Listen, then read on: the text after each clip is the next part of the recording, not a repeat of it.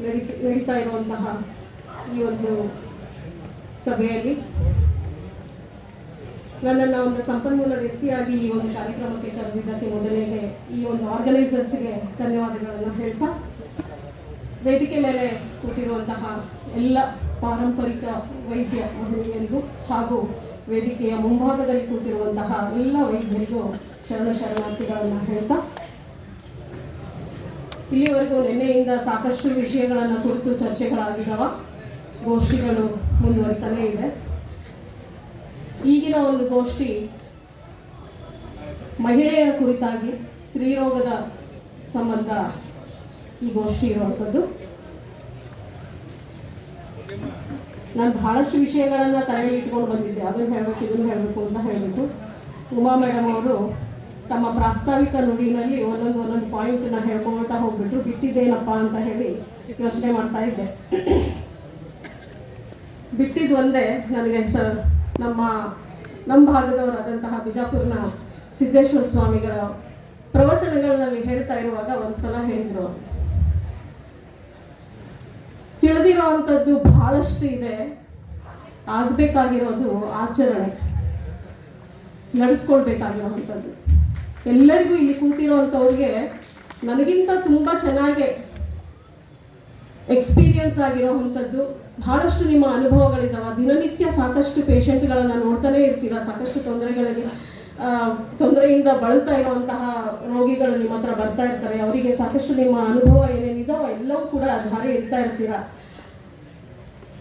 ಆದರೆ ನಾನು ಗಮನಿಸಿದ ಹಾಗೆ ವೈದ್ಯರು ಔಷಧವನ್ನು ಕೊಡ್ತಾ ಇದ್ದಾರೆ, ನೀವುಗಳು ಕೂಡ ಔಷಧವನ್ನು ಕೊಡ್ತಾ ಇದ್ದೀರಾ. ಅಲ್ಲಿ ಮುಖ್ಯವಾಗಿ ಹೇಳಬೇಕಾಗಿರುವಂತಹ ವಿಷಯಗಳು ಅದನ್ನು ನಾವು ಅವರಿಗೆ ತಿಳಿಸ್ಕೊಡೋದಿಲ್ಲ. ಅದನ್ನೇ ಮೇಡಮ್ ಅವರು ಅವರ ಪ್ರಾಸ್ತಾವಿಕ ನುಡಿನಲ್ಲಿ ಹೇಳಿದ್ರು. ಶುಚಿತ್ವದ ಬಗ್ಗೆ ಆಗಿರಲಿ, ಅವರ ನಡವಳಿಕೆಗಳಾಗಿರಲಿ, ಅವರ ದಿನನಿತ್ಯದ ಕೆಲಸಗಳು ಹೇಗಿರಬೇಕು, ಎಲ್ಲಿ ಕೂಡಬೇಕು, ಎಲ್ಲಿ ನಿಂದಿರಬೇಕು, ಹೇಗೆ ನಾವು ನಡ್ಕೊಳ್ಬೇಕು ಅನ್ನೋಂಥ ವಿಷಯಗಳನ್ನು ನಾವು ಅವರಿಗೆ ಹೇಳುವಂತಹ ಸಂದರ್ಭನೇ ಬರೋದಿಲ್ಲ, ಹೇಳೋದು ಇಲ್ಲ. ಹಾಗಾಗಿ ಸಮಸ್ಯೆಗಳು ಹಾಗೆ ಉಳಿಯುತ್ತೆ, ಪರಿಹಾರ ನಾವು ಕೊಡ್ತಾ ಹೋಗ್ತಾ ಇರ್ತೀವಿ, ಮತ್ತೆ ಸಮಸ್ಯೆಗಳು ಉದ್ಭವ ಆಗ್ತಾನೇ ಇರ್ತದ, ಹೊಸ ಹೊಸ ಸಮಸ್ಯೆಗಳು ಅದ್ರ ಜೊತೆಯಲ್ಲಿ ಹುಟ್ಟಾಕೊಳ್ತಾನೆ ಇರ್ತವ. ಅದಕ್ಕೆ ಮುನ್ನುವಾಗಿ ಅಥವಾ ಅದ್ರ ಜೊತೆಯಲ್ಲಿ ನಾವೇನು ಮಾಡಬಹುದು ಅಂತ ಹೇಳಿದ್ರೆ, ಔಷಧವನ್ನು ಕೊಡ್ತೇವೆ, ಆ ಕೊಡುವ ಜೊತೆಯಲ್ಲಿ ಕೆಲವಿಷ್ಟು ಇನ್ಸ್ಟ್ರಕ್ಷನ್ಸ್ಗಳನ್ನು ಅವರಿಗೆ ಕೊಟ್ಟೆವು ಅಂತ ಹೇಳಿದ್ರೆ ಮತ್ತೆ ಮತ್ತೆ ಅದೇ ಸಮಸ್ಯೆ ಬರುವಂಥದ್ದನ್ನು ನಾವು ತಡೆಗಟ್ಟಬಹುದಾಗಿರ್ತದೆ ಅಂತ ಅನ್ಕೊಳ್ತೇನೆ. ನೀವೆಲ್ಲರೂ ಕೂಡ ನೀವು ಇದ್ದಂಥ ಸ್ಥಾನದಲ್ಲಿ ಔಷಧಗಳನ್ನು ಕೊಟ್ಟು ರೋಗಿಗಳಿಗೆ ಚಿಕಿತ್ಸೆಯನ್ನು ಕೊಡ್ತಾ ಇದ್ದೀರಾ. ಆದರೆ ನಾನು ಒಬ್ಬ ಡಾಕ್ಟರ್ ಆಗಿ ಕೂಡ ನಾನು ಮಾಡ್ತಾ ಇರುವಂತಹ ಕೆಲಸ ಏನಪ್ಪ ಅಂತಂದರೆ ಬರೀ ಅವೇರ್ನೆಸ್ ಮಾಡ್ತಾ ಇರುವಂಥದ್ದು.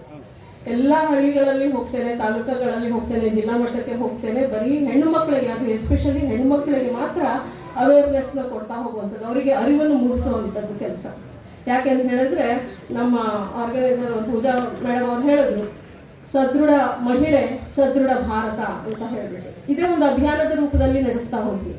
ಯಾವಾಗ ಮನೆಯಲ್ಲಿ ಒಂದು ಮಹಿಳೆ ಸದೃಢರಾಗ್ತಾಳ, ಶಿಕ್ಷಣವನ್ನು ಪಡೆದಿದ್ದಂಥವಳಾಗಿರ್ತಾಳ, ಅಂಥ ಮನೆ ತುಂಬ ಮುಂದುವರಿಲಿಕ್ಕೆ ಸಾಧ್ಯ, ಅಲ್ಲಿರುವಂತಹ ಸದಸ್ಯರು ಆರೋಗ್ಯವಂತರಾಗಿ ಇರಲಿಕ್ಕೆ ಸಾಧ್ಯ ಅಂತ ಹೇಳ್ಬಿಟ್ಟು. ಮತ್ತೊಬ್ರು ಆಗಲೇ ನಡೀತಾ ಇರುವಂತಹ ಗೋಷ್ಠಿನಲ್ಲಿ ಹೇಳಿದ್ರು, ನಾವೆಲ್ಲವನ್ನು ಕಾಣ್ಕೊಳ್ಬೋದು ಎಲ್ಲಿ ಅಂತ ಹೇಳಿದ್ರೆ ಅಡುಗೆ ಮನೆಯಲ್ಲಿ ಅಂತ ಹೇಳಿದ್ರು. ಚೆನ್ನಾಗಿತ್ತು, ಅಡುಗೆ ಮನೆಯಲ್ಲಿ ಇರುವಂತಹ ವಸ್ತುಗಳನ್ನು ನಾವು ಚೆನ್ನಾಗಿ ಬಳಕೆ ಮಾಡ್ತಾ ಇದ್ದೀವಿ ಅಂತ ಹೇಳಿದ್ರೆ ಸಾಕಷ್ಟು ತೊಂದರೆಗಳನ್ನು, ರೋಗಗಳನ್ನು ನಾವು ಗುರುತಿಸ್ಬೋದು ಮತ್ತು ತಡೆಗಟ್ಟಬಹುದು ಅನ್ನೋವಂಥದ್ದು ಮಾಹಿತಿಯನ್ನು ಹೇಳಿದ್ರು. ಇಲ್ಲಿ ನಾನು ಮಾಡ್ತಾ ಇರೋದು ಅದೇ ಕೆಲಸನೇ. ಒಂದು ಅರಿವನ್ನು ಮೂಡಿಸೋವಂಥದ್ದು, ಹೆಣ್ಣುಮಗಳು ಅಂತ ಹೇಳಿದರೆ ಏನು ಅನ್ನೋವಂಥದ್ದನ್ನು ಅವರಿಗೆ ತಿಳಿಸ್ಕೊಡೋವಂಥದ್ದು, ಇನ್ನೊಂದು ಆತ್ಮವಿಶ್ವಾಸವನ್ನು ಹೆಚ್ಚಿಗೆ ಮಾಡೋವಂಥದ್ದು, ಮತ್ತೊಂದು ಏನಪ್ಪ ಅಂದರೆ ತನ್ನ ಆರೋಗ್ಯನ ತಾನು ಹೇಗೆ ನಿರ್ವಹಣೆ ಮಾಡಬಹುದು ಅನ್ನುವಂತಹ ವಿಷಯಗಳನ್ನ ಹೇಳುವಂಥದ್ದು. ಇಲ್ಲಿ ಯಾಕೆ ಮನೆ ಮದ್ದು ಅನ್ನುವಂತಹ ಕಾರ್ಯಕ್ರಮವನ್ನು ನಾನು ನಡೆಸ್ತೇವೆ ಅಂತ ಹೇಳಿದ್ರೆ, ಸಾಕಷ್ಟು ಜನ ಹೆಣ್ಮಕ್ಳು ಹೇಳ್ಕೊಳ್ಳಿಕ್ಕೆ, ತನ್ನ ಸಮಸ್ಯೆಗಳನ್ನು ಹೇಳ್ಕೊಳ್ಳಿಕ್ಕೆ ಕಷ್ಟಪಡ್ತಾರೆ, ನಾಚಿಕೆ ಪಡ್ಕೊಳ್ತಾರೆ, ಮತ್ತೆ ಹೋಗ್ಲಿ ಬಿಡು ಅಂತ ಹೇಳಿ ಏನಂತಾರೆ ನೆಗ್ಲೆಕ್ಟ್ ಮಾಡ್ತಾ ಇರ್ತಾರೆ. ಅಂಥವರಿಗೆ ಒಂದು ಸ್ವಲ್ಪ ದುಡ್ಡಿನ ಅಡಚಣೆಗಳು ಕೂಡ ಅಲ್ಲಿ ಸಮಸ್ಯೆ ಆಗ್ಬೋದು. ಅಂಥವರಿಗೆ ಮನೆಯಲ್ಲಿ ನಾವೇನಾದರೂ ಸರಳ ಉಪಾಯಗಳನ್ನು ಮಾಡ್ಕೊಳ್ಬೋದಾ ಅಂಥದ್ದನ್ನ ವಿಷಯಗಳನ್ನು ನಾವು ತಿಳಿಸ್ಕೊಟ್ಟೆವು ಅಂತ ಹೇಳಿದ್ರೆ ಬಹುಶಃ ಎಲ್ಲೋ ಒಂದಿಷ್ಟು ಜನ ಹೆಣ್ಮಕ್ಳು ಮನೆಯಲ್ಲೇ ತಮ್ಮ ಸಮಸ್ಯೆಗಳಿಗೆ ಪರಿಹಾರವನ್ನು ಕಾಣ್ಕೊಳ್ಬೋದಾಗಿರ್ತದೆ. ಇನ್ನೊಂದು ಮುಖ್ಯವಾಗಿ ನಾನು ಮಾಡುವಂಥದ್ದು ಏನಪ್ಪಾ ಅಂತ ಹೇಳಿದ್ರೆ, ಯಾವುದೇ ಮನೆಗೆ ಹೋಗಲಿ ಅಥವಾ ಯಾವುದೇ ಹಳ್ಳಿಗೆ ಹೋಗಲಿ, ಅಲ್ಲಿ ಯಾರು ಹಿರಿಯರು ಇರ್ತಾರೆ ಹೆಣ್ಮಕ್ಳು, ಅವರಿಗೆ ಹೋಗಿ ಕುತ್ಕೊಂಡು ಅವ್ರ ಜೊತೆನಲ್ಲಿ ಮಾತಾಡ್ತೀನಿ. ಏನು ಅಂತ ಹೇಳಿದ್ರೆ, ನೀವು ಆ ಕಾಲಕ್ಕೆ ನೀವು ಸಣ್ಣವರಿದ್ದಾಗ ಸಮಸ್ಯೆಗಳು ಬರ್ತಾ ಇತ್ತು, ಆರೋಗ್ಯದ ಸಮಸ್ಯೆಗಳು ಬರ್ತಾ ಇತ್ತು. ಆ ಆರೋಗ್ಯದ ಸಮಸ್ಯೆಗಳಿಗೆ ಹೇಗೆ ಪರಿಹಾರವನ್ನು ಕಾಣ್ಕೊಳ್ತಾ ಇದ್ರು ಒಂದು. ಎರಡನೇದು, ಹೆಣ್ಮಕ್ಳಿಗೆ ಸಮಸ್ಯೆ ಬಂದಾಗ ಏನು ಮಾಡ್ತಾ ಇದ್ರಿ. ಬಸ್ರಿ ಹೆಂಗಸು ಮನೆಯಲ್ಲಿ ಇದ್ದಾಳೆ ಅಂತ ಹೇಳಿದ್ರೆ ಅವಳನ್ನು ಹೇಗೆ ರಕ್ಷಣೆ ಮಾಡ್ತಾ ಇದ್ರಿ, ಅವಳನ್ನು ಹೇಗೆ ನೋಡ್ಕೊಳ್ತಾ ಇದ್ರಿ. ಬಾಣಂತನ ಅನ್ನೋವಂಥದ್ದನ್ನ ಹೇಗೆ ಮಾಡ್ತಾ ಇದ್ರಿ. ಬಾಣಂತನ ಅವಾಗ ಹಾಸ್ಪಿಟಲ್ಗಳಿರ್ಲಿಲ್ಲ, ಮನೆಯಲ್ಲೇ ಮಾಡ್ತಾ ಇದ್ರು ಬಾಣಂತನ. ಅದನ್ನ ಎಷ್ಟು ಅಚ್ಚುಕಟ್ಟಾಗಿ ಮಾಡ್ತಾ ಇದ್ರಿ. ಇಂತಹ ಕಾಂಪ್ಲಿಕೇಶನ್ಸ್ಗಳು ಇವತ್ತು ನಾಳೆ ನಾವು ಎಲ್ಲವೂ ಕೂಡ ಕಾಂಪ್ಲಿಕೇಶನ್ಸ್ನ ನೋಡ್ತಾ ಇರ್ತೇವೆ. ಆ ಕಾಂಪ್ಲಿಕೇಶನ್ಸ್ಗಳನ್ನ ಹೇಗೆ ಮ್ಯಾನೇಜ್ ಮಾಡ್ತಾ ಇದ್ರು ಅವರು. ಆ ನಂತರ ಬಾಣಂತನ, ಒಂದು 5 ತಿಂಗಳು ಬಾಣಂತನ ಅಂತ ಏನು ಹೇಳ್ತಾರೆ, ಅವಾಗ ಯಾವ ರೀತಿಯಾದಂತಹ ಆಹಾರ ಆಗ್ಬೋದು, ಔಷಧ ಆಗ್ಬೋದು, ಕೆಲವು ಬಾಣಂತಿಗೆಗಳು ಏನಿರ್ತಿತ್ತು ಅಂಥದ್ದಕ್ಕೆಲ್ಲ ಏನು ಪರಿಹಾರ ಕೊಡ್ತಾ ಇದ್ರು, ಅದಕ್ಕೆಲ್ಲ ಏನು ಸೊಲ್ಯೂಷನ್ ಇರ್ತಿತ್ತು ಅಂತ ಹೇಳಿ ಅವರನ್ನು ವಿಚಾರಿಸ್ತಾ ಇರ್ತಿದ್ದೆ. ಅವಾಗ ಬಂದಂತಹ ಕೆಲವು ವಿಷಯಗಳನ್ನೆಲ್ಲ ನಾನು ಮಾಹಿತಿಗಳನ್ನು ಕಲೆಕ್ಟ್ ಮಾಡಿ ಹಾಕಿದೆ, ಬರೆದಿಟ್ಕೊಂಡಿದ್ದೇನೆ. ಅದನ್ನೇ ನಾನು ಎಲ್ಲರಿಗೂ ಹೇಳ್ಕೊಳ್ತಾ ಹೋಗುವಂಥದ್ದು. 100% ಕರೆಕ್ಟಾಗಿರ್ತದೆ ಅವರದ್ದು. ಅವ್ರ ಅನುಭವ, ಅದು ಪುಸ್ತಕದಲ್ಲಿ ಓದಿದ್ದಂಥದ್ದಲ್ಲ, ಅವ್ರ ಅನುಭವ ಸ್ವತಃಕ್ಕೆ ನೋಡಿದ್ದಂಥದ್ದು ಇರ್ತದೆ. ಅದಕ್ಕೆ ನಾವು ವ್ಯಾಲ್ಯೂ ಮಾಡ್ತೀವಿ. ಸುಮಾರು ಜನ ಹೆಣ್ಮಕ್ಳಿಗೆ ನಾನು ಹೇಳ್ತೇನೆ, ಬಹಳಷ್ಟು ಡಾಕ್ಟರ್ಗಳ ಕಡೆಗೆ ಹೋಗ್ಬೇಡ್ರಿ, ಬಹಳಷ್ಟು ಟಿವಿಗಳನ್ನ ನೋಡ್ಬೇಡ್ರಿ, ಅದು ಇದು ಯೂಟ್ಯೂಬ್ಗಳಲ್ಲಿ ಬೇಕಾದಷ್ಟು ಬರ್ತಾ ಇರ್ತಾರೆ, ಅಂಥವನ್ನೆಲ್ಲ ನೋಡಿ ಕಲಿಯಕ್ಕೆ ಹೋಗ್ಬೇಡ್ರಿ. ನಿಮ್ಮ ಮನೆಯಲ್ಲಿ ಯಾರು ಹಿರಿಯರು ಇರ್ತಾರೆ, ಅತ್ತೆ ಆಗಲಿ ಅವ್ವ ಆಗಲಿ, ಅವ್ರನ್ನ ಕೇಳ್ಕೊಂಡು ಈ ಥರ ಸಮಸ್ಯೆ ಬಂದಾಗ ನೀವೇನು ಮಾಡ್ತಿದ್ರಿ ಅಂತ ಹೇಳಿ ಕೇಳ್ಕೊಳ್ಳಿ, ಅಲ್ಲಿ ಪರಿಹಾರ ಸಿಕ್ಬಿಡ್ತದ ಅಂತ ಹೇಳ್ಬಿಟ್ಟು ಬಹಳಷ್ಟು ಜನಕ್ಕೆ ನಾನು ಹೇಳ್ತಾ ಹೋಗ್ತಾ ಇರ್ತೇನೆ. ಮಳಲಿ ಸರ್ ಅವರು ಕೂಡ ತಮ್ಮ ಭಾಷಣದಲ್ಲಿ ಮಾತಾಡುವಂತೆಗೆ ಹೇಳಿದ್ರು, ದಿನಚರಿ ಅನ್ನೋವಂಥದ್ದೇನಿದೆ ಆ ದಿನಚರಿಯನ್ನು ನಾವು ಪಾಲಿಸಿದ್ವಿ ಅಂತ ಹೇಳಿದ್ರೆ ಸುಮಾರು ಸಮಸ್ಯೆಗಳನ್ನು ದೂರ ಮಾಡ್ಕೊಳ್ಬೇಕು ಅಂತ.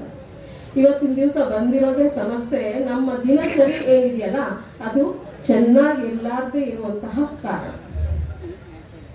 ಎದ್ದೇಳುವಾಗ, ಬೆಳಗ್ಗೆ ಎದ್ದೇಳುವಾಗಲಿಂದ ಹಿಡಿದು ನಾವು ಏನೇನು ಮಾಡ್ತಾ ಇದ್ದೇವೆ, ಅದು ಆ ಒಂದು ಕೆಲಸ ದಿನಚರಿಯನ್ನು ನಾವು ಮಾಡಲಿಲ್ಲ ಅಂತ ಹೇಳಿದ್ರೆ, ಆ ಸಮಯಕ್ಕೆ ಸರಿಯಾಗಿ ಆ ಕೆಲಸಗಳನ್ನು ಮಾಡಲಿಲ್ಲ ಅಂತ ಹೇಳಿದ್ರೆ ಏನೇನು ರೋಗಗಳು ಬರುತ್ತದೆ ಅನ್ನುವಂಥದ್ದನ್ನ ನಮ್ಮ ಆಯುರ್ವೇದದಲ್ಲಿ ಆಲ್ರೆಡಿ ಉಲ್ಲೇಖ ಮಾಡಿದ್ದಾಗಿದೆ.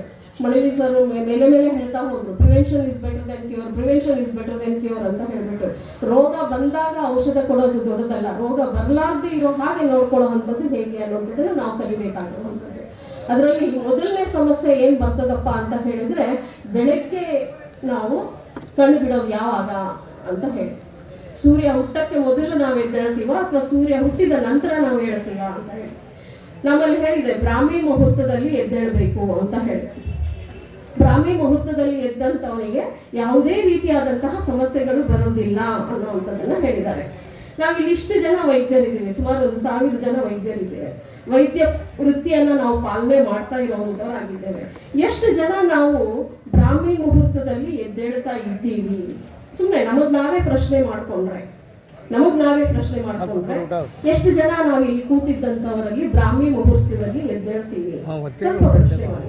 ಬ್ರಾಹ್ಮಿ ಮುಹೂರ್ತ ಅಂತ ಹೇಳಿದ್ರೆ ಸೂರ್ಯೋದಯದ 1:30 ಗಂಟೆ ಮುಂಚೆ, ಅಂದ್ರೆ 4:30 6 ಗಂಟೆ ನಾವು ಅಂತ ಹೇಳ್ತೇವೆ. ಆ ಮುಹೂರ್ತದಲ್ಲಿ ನಂತರ ನಾವು ಏನ್ ಮಾಡ್ತಾ ಇದ್ವಿ, ಅಲ್ಲಿ ಕೈಗಳು ಬರ್ತಾ ಇದ್ದಾವೆ.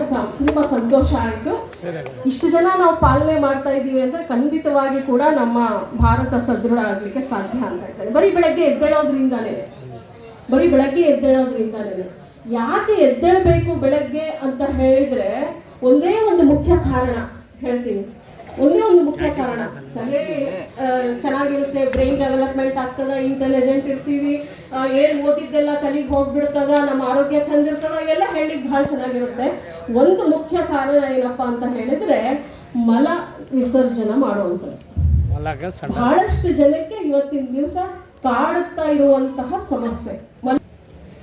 6 ಗಂಟೆಗೆ ಎದ್ದೆವು, 7 ಗಂಟೆಗೆ ಎದ್ದೆವು, 8 ಗಂಟೆಗೆ ಎದ್ದೆವು ಅಂತ ಹೇಳಿದ್ರೆ ಮಲ ವಿಸರ್ಜನೆ ಎದ್ದಿದ ಕೂಡಲೇ ಸಾಧ್ಯನೇ ಇಲ್ಲ. ಬಹಳಷ್ಟು ಜನ ಗಂಡಸರಿಗೆ ನೋಡ್ರಿ, ಒಂದು ಬೀಡಿ ಸಿಗರೇಟ್ ಸೇದು ತನ ಮಲ ವಿಸರ್ಜನೆ ಆಗುದಿಲ್ಲ. ಬಹಳ ಜನ ಹೆಣ್ಮಕ್ಳಿಗೆ ನೋಡ್ರಿ, ಒಂದು ಗ್ಲಾಸ್ ಬಿಸಿನೀರು ಕುಡಿಯೋ ತನ ಆಗೋದೇ ಇಲ್ಲ. ಬಿಸಿನೀರು ಕುಡಿಯೋಕೆ ತ್ರಾಸ ಮಾಡ್ಕೊಳ್ತಾರ, ಒಂದು ಗ್ಲಾಸ್ ಚಹಾ ಕುಡಿಯೋ ತನಕ ಸಮಸ್ಯೆ ಬಗೆಹರಿಯುವುದೇ ಇಲ್ಲ. ಬಹಳ ಮಂದಿಗೆ ನೋಡಿದ್ದೀವಿ ನಾವು. ಅದಕ್ಕೆ ಆ ಸಮಸ್ಯೆಯಿಂದ ದೂರ ಆಗಬೇಕು ಅಂತ ಹೇಳಿದ್ರೆ ನಾವು ಬ್ರಾಹ್ಮಿ ಮುಹೂರ್ತದಲ್ಲಿ ಎದ್ದೇಳುವಂಥದ್ದನ್ನು ಕಾಣ್ತೀವಿ. ಎದ್ದು ನೋಡಿ, 1 ಇಲ್ವಾ 2 ದಿವಸದಲ್ಲಿ ನಿಮ್ಗೆ ಆ ಸಮಸ್ಯೆಯಿಂದ ಪರಿಹಾರ ಆಗ್ತದೆ. ಒಂದು ಆ ಸಮಸ್ಯೆ ಪರಿಹಾರ ಆಯ್ತಪ್ಪ ಅಂತ ಹೇಳಿದ್ರೆ ಮುಂದೆ ಹೇಗಿರ್ತದ ಆ ದಿನ ಅಂತ ಹೇಳಿದ್ರೆ ನೀವು ಹಕ್ಕಿಯಾಗಿ ಹಾರಾಡ್ತಾ ಇರ್ತೀವಿ, ಇಲ್ಲ ಅಂದ್ರೆ ಕೋಣದಂಗೆ ನೆಲದ ಮೇಲೆ ಇರ್ತೀವಿ. ಹಕ್ಕಿ ಹಂಗೆ ಯಾಕೆ ಹಾರಾಡ್ತಾ ಇರ್ತೀವಿ ಅಂದ್ರೆ ಹೊಟ್ಟೆ ಸಾಪಾಗಿರ್ತದಲ್ಲ, ವಜ್ಜಿ ಇರಂಗಿಲ್ಲ. ಹಾಗಾಗಿ ನಾವು ಹಗೂರಾಗಿರ್ತೀವಿ, ಚಟಪಟ ಚಟಪಟ ಓಡಾಡ್ಕೊಂಡ ಇರ್ತೀವಿ. ಹೆಣ್ಮಕ್ಳು ಚಟಪಟ ಓಡಾಡ್ತಾ ಇದ್ರು ಅಂದ್ರೆ ಮನೇಲಿ ಇದ್ದವ್ರಿಗೆಲ್ಲ ಎಷ್ಟು ಸಂತೋಷ ಆಗಂಗಿಲ್ಲ ಹೇಳು. ಮೂಲೆ ಕುಂತರೆ ಹೆಂಗಿರ್ತದೆ, ಹೌದಿಲ್ಲ? ಸೊ ಹಾಗಾಗಿ ಬೆಳಗ್ಗೆ ಎದ್ದೇಳೋದೇ ಒಂದು ದೊಡ್ಡ ಸಮಸ್ಯೆ ಆಗಿರೋದು. ಇದನ್ನ ಸುಲಭವಾಗಿ ನಾವು ಪರಿಹಾರ ಕಾಣ್ಕೋಬೇಕು ಅಂತ ಹೇಳಿದ್ರೆ ಬ್ರಾಹ್ಮಿ ಮುಹೂರ್ತದಲ್ಲಿ ಎದ್ದೇಳೋವಂಥದ್ದು. ಬರೀ ಮಲ ವಿಸರ್ಜನೆ ಆಗಿ ಹಗೂರಾಯ್ತು ಹೊಟ್ಟಿ ಅಂತ ಹೇಳಿದ್ರೆ ಅದಿಷ್ಟೇ ಏನ್ರಿ ಆಯ್ತು ಬಿಡ್ರಿ ಅಂತ ಹೇಳ್ಬೋದು ನೀವು. ಅದಿಷ್ಟೇನೆ ಅನೇಕ ರೋಗಗಳಿಗೆ ಸಮಸ್ಯೆ ಆಗ್ತದ ಅನ್ನುವಂಥದ್ದು ಈ ಹಿಂದಿನ ಗೋಷ್ಠಿನಲ್ಲಿ ಹೇಳಿದ್ರು. ಮಲ ವಿಸರ್ಜನೆ ಸರಿ ಆಗ್ಲಿಲ್ಲ, ಅಗ್ನಿ ಚಂದ ಇರ್ಲಿಲ್ಲ ಅಂತ ಹೇಳಿದ್ರೆ ಅಲ್ಲಿ ಮುಗಿತು ಕಥೆ. ಬೇಕಾದಷ್ಟು ರೋಗಗಳು ನಮ್ಮನ್ನು ಅಟ್ಯಾಕ್ ಮಾಡ್ತಾವ ಅಂತ ಹೇಳ್ಬಿಟ್ಟು ಇದು ಇಲ್ಲಿ ಒತ್ತಡ ಕೊಟ್ಟು ಯಾಕೆ ಹೇಳಕತ್ತೀನಿ ಸ್ತ್ರೀ ರೋಗದಲ್ಲಿ ಅಂತ ಹೇಳಿದ್ರೆ, ಮೇಡಮ್ ಅವರು ಪ್ರಾಸ್ತಾವಿಕ ನುಡಿನಲ್ಲಿ ಹೇಳಿದ್ರು ಇವತ್ತಿನ ದಿವಸ ಹೆಣ್ಣು ಮಕ್ಕಳಿಗೆ ಬಂದಿರುವಂತಹ ಸಮಸ್ಯೆ ಏನಪ್ಪಾ ಅಂತ ಹೇಳಿದ್ರೆ, ಮುಟ್ಟಾಯ್ತು ಅಂತ ಹೇಳಿದ್ರೆ ಮೊದಲನೇ ದಿವಸದಿಂದ ಯಾವಾಗ ಮುಟ್ಟು ಕಾಣಿಸ್ಕೊಳ್ತದ ಅವಾಗಿನಿಂದ ಶುರು ಆಗ್ತದ ಸಿಕ್ಕಾಪಟ್ಟೆ ಹೊಟ್ಟಿ ನೋವು. ಹೊಟ್ಟಿ ನೋವು ಎಷ್ಟ್ರ ಮಟ್ಟಿಗೆ ಅಂತ ಹೇಳಿದ್ರೆ ಉಲ್ಟಿ ನೋವು ಅಂದ್ಬಿಡ್ತದ, ಅಷ್ಟ್ರ ಮಟ್ಟಿಗೆ ಹೊಟ್ಟಿ ನೋವು ಬಂದಿರ್ತದ. ಏನ್ ಮಾಡ್ತಾರ, ಸೀದಾ ಹೋಗ್ತಾರ ಡಾಕ್ಟರ್ ಬಳಿ, ಒಂದು ಇಂಜೆಕ್ಷನ್ ಹಾಕ್ಸ್ಕೋತಾರ, ಹೊಟ್ಟಿ ನೋವು ಕಡಿಮೆ ಆಗ್ತದೆ ಬರ್ತಾರೆ. ಈ ಹೊಟ್ಟಿ ನೋವನ್ನ, ಇಷ್ಟು ಭಯಂಕರವಾಗಿರುವಂತಹ ಹೊಟ್ಟಿ ನೋವನ್ನ ಸುಲಭವಾಗಿ ನಾವು ಕಡಿಮೆ ಮಾಡಬಹುದು ಮನೆಯಲ್ಲಿ, ಯಾವುದೇ ರೀತಿಯ ತ್ರಾಸ ಇರ್ಲಾರ್ದೆ. ಹೇಗಪ್ಪ ಅಂತ ಹೇಳಿದ್ರೆ, 1 ಗ್ಲಾಸ್ ಬಿಸಿ ನೀರು, ಚಂದ ಬಿಸಿ ನೀರು ಕಾಯಿಸ್ಬೇಕು. 1 ಗ್ಲಾಸಿಗೆ ಆ ಬಿಸಿ ನೀರಿಗೆ 1 ಚಮಚ ತುಪ್ಪ, ನಾವು ಉಣುವಂತಹ ತುಪ್ಪ, ಮನೆ ತುಪ್ಪ. ತುಪ್ಪ ಅಂತ ಹೇಳಿದ್ರೆ ಮಳವಿ ಸರ್ ಹೇಳಿದಾಗೆ ದೇಸಿ ಆಕಳ ತುಪ್ಪನೇ ತುಪ್ಪ. ಅಂತಹ ತುಪ್ಪವನ್ನ, ಒಂದೇ 1 ಚಮಚ ತುಪ್ಪವನ್ನ ಹಾಕಿ ಆ ಮಗುಗೆ ಕುಡಿಸಿದ್ರಿ ಅಂತ ಹೇಳಿದ್ರೆ 10 ರಿಂದ 15 ನಿಮಿಷದ ಒಳಗೆ ಹೊಟ್ಟೆ ನೋವು ಕಡಿಮೆ ಆಗ್ತದ. ಇದು ಯಾಕೆ ಹೊಟ್ಟೆ ನೋವು ಬಂತು, ಮುಟ್ಟಿನ ಸಮಸ್ಯೆ ಇದ್ದಲ್ಲಿ, ಮುಟ್ಟಾದಾಗ್ಲೇ ಅಂತ ಹೇಳಿದ್ರೆ ಮಲಬದ್ಧತೆ ಒಂದು ಕಾರಣ. ಆ ಮಲಬದ್ಧತೆ ಆಗಿತ್ತು ಅಂತ ಹೇಳಿದ್ರೆ ಆ ಹೆಣ್ಮಗಳಿಗೆ ಮುಟ್ಟಿನ ಸಮಸ್ಯೆ ಬರ್ತದ. ಅದು ಹೊಟ್ಟೆ ನೋವು, ಸಿಕ್ಕಾಪಟ್ಟೆ ಹೊಟ್ಟೆ ನೋವು ಬರ್ತದ. ಗ್ಯಾಸ್ ಸೇರ್ಕೊಂಡಿರ್ತದ, ಹೊಟ್ಟೆಗ ಮಲ ಸೇರ್ಕೊಂಡಿರ್ತದ. ಅದು ಹೊರಗಡೆ ಹೋಯ್ತಪ್ಪ ಅಂತ ಹೇಳಿದ್ರೆ ಬ್ಯಾನಿ ಕಡಿಮೆ ಆಗ್ತದ. ಇದು ಬಹಳ ಸರಳವಾದಂತಹ ಪರಿಹಾರ. ಅಕಸ್ಮಾತ್ ತಿಳಿರಿ ಬರೀ 1 ಗ್ಲಾಸ್ ನೀರು ಕುಡ್ದ 1 ಚಮಚ ತುಪ್ಪ ಹಾಕೊಂಡ ಸಮಸ್ಯೆ ಪರಿಹಾರ ಆಗ್ಲಿಲ್ಲ, ಅಷ್ಟು ಬೇಗ ತಟ್ ಅಂತ ಸಿಗ್ಲಿಲ್ಲ. ಯಾಕಂದ್ರೆ ವರ್ಷಾಂಗಟ್ಲೆಯಿಂದ ಬರುವಂತಹ ಇದು ಬ್ಯಾನಿ ಇರ್ತದಲ್ಲ, ಅದಕ್ಕೆ ಇನ್ನೊಂದು ಏನ್ ಮಾಡ್ಬೋದು ಅಂತ ಹೇಳಿದ್ರೆ, ಅಡಿಗೆ ಮನೆಯಲ್ಲೇ ಇರುವಂತಹ ಒಂದು ಜೀರಿಗೆ, ದಿನನಿತ್ಯ ನಾವು ಬಳಸ್ತಾ ಇರ್ತೀವಿ ಜೀರಿಗೆನ, ಪೌಂಡೆಗೆ ಸಾಸಿವೆ ಜೀರಿಗೆ 2 ಕೂಡ್ಸೆ ಹಾಕಿರ್ತೀವಿ ನಾವು, ಹೌದೇನ್ರಿ? ಬಹಳ ಅದ್ಭುತವಾದಂತಹ ಒಂದು ವಸ್ತು ಇದು ಜೀರಿಗೆ. ಈ ಜೀರಿಗೆಯನ್ನ ನಮ್ಮ ಸಂಹಿತೆನಲ್ಲಿ ಏನ್ ಹೇಳಿದ್ದಾರೆ ಅಂತಂದ್ರೆ ಗರ್ಭಾಶಯ ಶೋಧಕ ಅಂತ ಹೇಳಿದ್ದಾರೆ. ಅಂದ್ರೆ ಗರ್ಭಾಶಯದ ಹೊಲಸನ್ನ ಹೊರಗಡೆ ತೆಗೆದು ಹಾಕುವಂತಹ ಕೆಲಸ ಮಾಡುವುದು ಅಂದ್ರೆ ಜೀರಿಗೆ. ಅದನ್ನ ಹೇಗೆ ಉಪಯೋಗ ಮಾಡ್ತೀವಿ? ಏನಿಲ್ಲ, ಅದೇ ನೀರೇನು ಕುದಿಸ್ತಾ ಇರ್ತೀರಿ, 1 ಚಮಚ ಜೀರಿಗೆಯನ್ನ ಆ ನೀರಿನಲ್ಲಿ ಹಾಕ್ರಿ, ಕುದಿಸ್ರಿ, ಕಷಾಯ ಆಗ್ತದ. ಅದಕ್ಕೆ ಬೇಕಿದ್ರೆ ತುಪ್ಪ ಹಾಕೋರಿ. ಜೀರಿಗೆ ಮಕ್ಕಳು ಕಷಾಯ ಕುಡಿಯೋದಂದ್ರೆ ಸ್ವಲ್ಪ ಕಷ್ಟ ಆಗ್ತದ, ದೊಡ್ಡವರಾದ್ರೆ ಕುಡಿತೀರಿ. ಹಂಗೆ ಕುಡಿಲಿಲ್ಲಪ್ಪ ಅಂತಂದ್ರೆ ಒಂದಿಷ್ಟು ಬೆಲ್ಲನೂ ಹಾಕೊಡ್ರಿ. ಬೇಕಿದ್ರೆ ಜೀರಿಗೆ ಬೆಲ್ಲ ಹಾಕಿ ಕಷಾಯ ಕುಡಿದ್ರಪ್ಪ ಅಂತ ಹೇಳಿದ್ರೆ ಖಂಡಿತವಾಗಿ 10 ರಿಂದ 15 ನಿಮಿಷದಲ್ಲಿ ಹೊಟ್ಟೆ ನೋವು ಕಡಿಮೆ ಆಗ್ತದ. ಈ ಹೊಟ್ಟೆ ನೋವು ಬರೀ ಮಲಬದ್ಧತೆಯಿಂದ ಅಷ್ಟೇ ಬರಂಗಿಲ್ಲ, ಮಲಬದ್ಧತೆ ಜೊತೆನಲ್ಲಿ ಮೇಡಮ್ ಅವ್ರು ಹೇಳಿದ್ರಲ್ಲ PCOS PCOD ಅಂತ ಹೇಳ್ತಾರೆ ಅಂತ, ಅದೇನಪ್ಪಾ ಅಂತ ಹೇಳಿದ್ರೆ ನಮ್ಮಲ್ಲಿ ಏನು ಅಂಡಾಶಯಗಳಿದಾವಲ್ಲ, ಆ ಅಂಡಾಶಯಗಳಿಗೆ ಹತ್ಕೊಂಡು ಸಿಸ್ಟ್ ಅಂತ ನೀರಿನ ಗುಳ್ಳಿ ತರ ಆಗ್ತಿರ್ತಾವ. ಅದು ಪ್ರತಿ ತಿಂಗಳು ಹೆಣ್ಮಕ್ಳಿನಲ್ಲಿ ಆಗ್ತಾನೆ ಇರ್ತದ. ನೀರಿನ ಗುಳ್ಳಿ ತಂತಾನೆ ಆಗ್ತದ, ತಂತಾನೆ ಒಂದೊಂದ್ಸಲ ಕಡಿಮೆ ಆಗ್ಬಿಡ್ತದ, ಕೆಲವೊಂದು ಸಲ ಅದು ಸಮಸ್ಯೆಯನ್ನ ಉದ್ಭವ ಮಾಡ್ತದ. ಪ್ರತಿ ತಿಂಗಳು ಎಲ್ಲ ಹೆಣ್ಮಕ್ಳಿನಲ್ಲಿ ಒಂದಲ್ಲ ಒಂದು ಅಂಡಾಶಯದಲ್ಲಿ ಸಿಸ್ಟ್ ಅಥವಾ ನೀರಿನ ಗುಳ್ಳೆ ಅನ್ನೋಂಥದ್ದು ಆಗ್ತಾ ಇರ್ತದ. ಅದು ತಂತಾನೆ ಬಹಳಷ್ಟು ಸಲ ಹೋಗ್ಬಿಡ್ತದ. ಆದ್ರೆ ಕೆಲವೊಂದ್ಸಲ ಉಳ್ಕೊಳ್ತು ಅಂತ ಹೇಳಿದ್ರೆ ಅವಾಗ ಸಮಸ್ಯೆ ಮಾಡ್ತದ. ಅದು ಏನಾರ ಸಿಸ್ಟ್ ಅಥವಾ ನೀರಿನ ಗುಳ್ಳೆ ಆಗಿತ್ತು ಅಂತ ಹೇಳಿದ್ರೆ ಅದ್ರ ಪರಿಣಾಮ ಏನು, ಒಂದು ಹೊಟ್ಟೆ ನೋವು ಅನ್ನುವಂಥದ್ದು ಒಂದು ಪರಿಣಾಮ ಇರ್ತದೆ. ಸೊ ಆ ಸಿಸ್ಟಿಗೂ ಕೂಡ ಇದೇ ಜೀರಿಗೆ ಹಾಕಿದಂತಹ ಕಷಾಯವನ್ನ ಕೊಟ್ಟೆವು ಅಂತ ಹೇಳಿದ್ರೆ ಅದು ಕಡಿಮೆ ಆಗ್ಲಿಕ್ಕೆ ಸಾಧ್ಯ ಆಗ್ತದೆ. ಬಹಳ ತ್ರಾಸೇನಿಲ್ಲ ಅನ್ಕೊಳ್ತೇನೆ. 3 ದಿವಸ ಏನು ಮುಟ್ಟಿರ್ತದ, 1 ದಿವಸ ನೀವು ಕುಡಿದ್ರೆ ಸಾಕು, 2ನೇ ದಿವಸ ಮುಟ್ಟಿನ ಸಮಸ್ಯೆ ಬರಂಗೇ ಇಲ್ಲ. ಮತ್ತೆ 2 ತಿಂಗಳು ಅಥವಾ 3 ತಿಂಗಳು ಇದನ್ನ ಸತತವಾಗಿ ಮಾಡಿದೆವು ಅಂತ ಹೇಳಿದ್ರೆ, ಯಾವಾಗ ಮುಟ್ಟು ಬರ್ತದೋ ಅವಾಗ ಈ ಜೀರಿಗೆ ಕಷಾಯವನ್ನ ನಾವು ಕುಡಿದೆವು ಅಂತ ಹೇಳಿದ್ರೆ ಬಹುಶಃ 4ನೇ ತಿಂಗಳಿಗೆ ಇದು ಸಮಸ್ಯೆ ಬರಂಗೇ ಇಲ್ಲ. ಇದಕ್ಕಿಂತ ಸುಲಭವಾದಂತಹ ಪರಿಹಾರ ಬೇಕೇನು? ಬಹಳ ಸರಳವಾಗಿ ನಾವೇನ್ ಮಾಡ್ತೀವಿ, ಮಕ್ಕಳು ಒಂದೋ ಎರಡೋ ಇರ್ತವ, ಹೆಣ್ಣು ಮಕ್ಕಳು ಅದ್ರಾಗ ಕೊಡೋ ಮಕ್ಕಳು ಇರ್ತಾವ ಅಂತ ಹೇಳಿ ಏನಾಗುತ್ತೋ ಏನೋ ಅಂತ ಆತಂಕ ಪಟ್ಟು ಡಾಕ್ಟರ್ ಹತ್ರ ಹೋಗಿ ಪ್ರತಿ ತಿಂಗಳು ಔಷಧಗಳನ್ನು ಕೊಡಿಸಿ, ಗುಳಿಗೆ ಕರ ಕೊಡಿಸ್ತೀವಿ, ಇಲ್ಲ ಇಂಜೆಕ್ಷನ್ ಕೊಡಿಸ್ತೀವಿ, ಅವು ಶರೀರವನ್ನು ಹಾಳು ಮಾಡಿ ಇಟ್ಬಿಡ್ತೀವಿ. ಅವ್ರು ಏನು ಹೇಳ್ತಾರ, ಹಾರ್ಮೋನ್ಸ್ ಪ್ರಾಬ್ಲಮ್ ಆಗಿದೆ ಅಂತ ಹೇಳಿ ತಿಂಗಳಾನ್ಗಟ್ಲೆ ಗುಳಿಗೆಗಳನ್ನು ತಗೊಳ್ಳಿಕ್ಕೆ ಹೇಳ್ತಾರ. ನಾವು ಮುಂಬರುವಂತಹ ದಿನದಲ್ಲಿ ನಾವೇನು ನೋಡ್ತೀವಿ ಅಂತಂದ್ರೆ ಆ ಗುಳಿಗೆಗಳ ತಗೊಂಡಿದ್ದ ಪರಿಣಾಮ ಅವಕ್ಕೆ ಮಕ್ಕಳಾಗದೇ ಇರುವಂತಹ ಒಂದು ಸಂದರ್ಭ ಬರ್ತದೆ. ಇದಕ್ಕೆ ನಾವು ತಾಯಿ ತಂದೆ ಕಾರಣೀಭೂತರಾಗ್ತೀವಿ. ಅದಕ್ಕಾಗಿ ಒಂದು ಸರಳ ಉಪಾಯವನ್ನ ನಾವು ಮನೆಯಲ್ಲೇ ಕಾಣ್ಕೊಳ್ಬಹುದಾಗಿರುತ್ತೆ.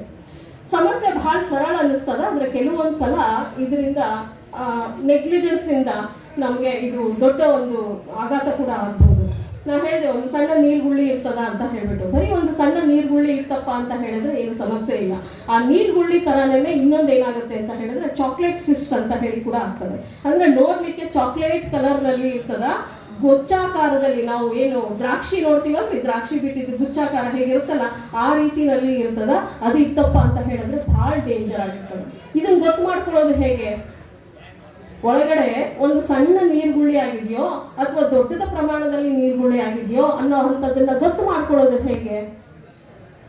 ಬಹಳ ಕಡಿಮೆ ಜನ ನಾವು ನಾಡಿ ನೋಡಿ ಇದನ್ನ ಗುರುತಿಸ್ಕೊಳ್ತೀವಿ ಅಂತ ಅನ್ಕೊಳ್ತೇವೆ. ಅದು ಇಲ್ಲದೆ ಇದ್ದಪ್ಪ ಅಂತ ಹೇಳಿದ್ರೆ ಬೇರೆ ಯಾವುದೇ ರೀತಿಯಲ್ಲಿ ಕೂಡ ನಾವು ಗೊತ್ತು ಮಾಡ್ಕೊಳ್ಳಿಕ್ಕೆ ಆಗಂಗಿಲ್ಲ. ಅದಕ್ಕೇನಪ್ಪ ಬೆಸ್ಟ್ ಉಪಾಯ ಅಂತ ಹೇಳಿದ್ರೆ, ಒಂದೆರಡು ಸಲ ನಾವು ಔಷಧವನ್ನ ಕೊಟ್ಟು ನೋಡಿ ಅದು ಕಡಿಮೆ ಆಯ್ತು ಅಂದ್ರೆ ಚಲೋ ಆಯ್ತು, ಮೇಲೆ ಅದೇ ಸಮಸ್ಯೆ ಕಾಣ್ಕೊಳ್ತಾ ಇತ್ತು ಅಂದ್ರೆ ಒಂದು ಸ್ಕ್ಯಾನಿಂಗ್ ಮಾಡೋದ್ರೊಳಗೆ ಏನು ತಪ್ಪಿಲ್ಲ ಅಂತಂದ್ಬಿಟ್ಟು ಅನ್ಕೊಳ್ತೇನೆ. ಒಂದು ಸ್ಕ್ಯಾನಿಂಗ್ ಮಾಡಿದ್ವಿ ಅಂತ ಹೇಳಿದ್ರೆ ಅವರು ನಿರಾಳ, ನಾವು ನಿರಾಳ. ಏನು ಇಲ್ಲ ರೀ, ಬರೀ ಒಂದು ನೀರ್ಗುಳ್ಳಿ ಆಗ್ಯದ್ರಿ ಅಂತ ಹೇಳ್ಬಿಟ್ರೆ ಬಹಳ ಸರಳ, ಹೌದಿಲ್ಲ? ರೋಗಿಗಳ ಮಧ್ಯದಲ್ಲಿ ನಾವು ಅವರ ಒಂದು ಜೀವನದಲ್ಲಿ ನಾವು ಚಾನ್ಸಸ್ ತಗೊಳ್ಳಿಕ್ಕೆ ಆಗಂಗಿಲ್ಲ. ಹಾಗಾಗಿ ಸುಲಭ ಅಂತ ಹೇಳಿದ್ರೆ ಸ್ಕ್ಯಾನಿಂಗ್ ಮಾಡಿಸ್ಬಿಡೋವಂಥದ್ದು. ನಮಗದು ತಿಳಿಲಿಲ್ಲ, ಸ್ಕ್ಯಾನಿಂಗ್ ಮಾಡಿದ ರಿಪೋರ್ಟ್ ಏನು ಬಂತು ಅಂತ ನಮಗೆ ತಿಳಿಲಿಲ್ಲ ಅಂತ ಹೇಳಿದ್ರೆ ಒಬ್ಬ ವೈದ್ಯರಿಗೆ ಅದನ್ನು ಕೊಟ್ಟು ತಿಳ್ಕೊಂಡು ಬರೋದು, ಮುಂದಿನ ಚಿಕಿತ್ಸೆಗಳನ್ನು ನಾವು ಮಾಡ್ಬೋದಾಗಿರ್ತದೆ. ಅದೇ ರೀತಿ ಮಳಲಿ ಸರೋವರ ಗೋಷ್ಠಿನಲ್ಲಿದ್ದಾಗ ಕ್ಯಾನ್ಸರ್ ಬಗ್ಗೆ ಸಾಕಷ್ಟು ಚಿಕಿತ್ಸೆಗಳನ್ನು ಕೊಡ್ತಾ ಇರುವಂತಹ ಡಾಕ್ಟರ್ಗಳು ನಮ್ಮಲ್ಲಿದ್ದಾರೆ, ವೈದ್ಯರಿದ್ದಾರೆ. ಕ್ಯಾನ್ಸರ್ ಅಂತ ಕೂಡಲೇ ಗಡ್ಡಿ ಅಂತ ಹೇಳಿ ಅಂತ ಅನ್ಕೊಳ್ತೇವೆ. ಕ್ಯಾನ್ಸರ್ ಹಲವಾರು ರೀತಿಯಲ್ಲಿ ಇದ್ದಾವ. ಮೂಳೆ ಕ್ಯಾನ್ಸರ್ ಇರ್ಬೋದು, ರಕ್ತದ ಕ್ಯಾನ್ಸರ್ ಇದ್ದಿರ್ಬೋದು, ಗಡ್ಡೆ ಆಗುವಂತಹ ಕ್ಯಾನ್ಸರ್ ಇರ್ಬೋದು, ಹೀಗೆ ಅನೇಕ ರೀತಿಯಾದಂತಹ ಕ್ಯಾನ್ಸರ್ಗಳಿದ್ದಾವ. ಕ್ಯಾನ್ಸರ್ ಗರ್ಭಾಶಯಕ್ಕೆ ಸಂಬಂಧಪಟ್ಟಿದ್ದಂತಹ ಗಡ್ಡೆಗಳೇ ಆಗಿದ್ರು ಕೂಡ ಗರ್ಭಾಶಯ ಹೇಗ್ ಮಾಡಿದೆ ಅಂದ್ರೆ ಮಾಂಸದ ಮುದ್ದೆ ಅಂತ ಹೇಳಿದ್ರು. ಆ ಮಾಂಸದ ಮುದ್ದೆನೆ ಹೌದರ ಪದರದಿಂದ ಮಾಡಿರುವಂತದ್ದು ಇರುತ್ತೆ ಗರ್ಭಾಶಯ. ಆ ಪದರ ಮಾಡದೇ ಇರುವಾಗ ಆ ಗಡ್ಡಿ ಯಾವ ಭಾಗದಲ್ಲಿ ಇದೆ ಅನ್ನೋ ಅಂಥದ್ದು ಮುಖ್ಯ ಆಗ್ತದೆ. ಒಂದು.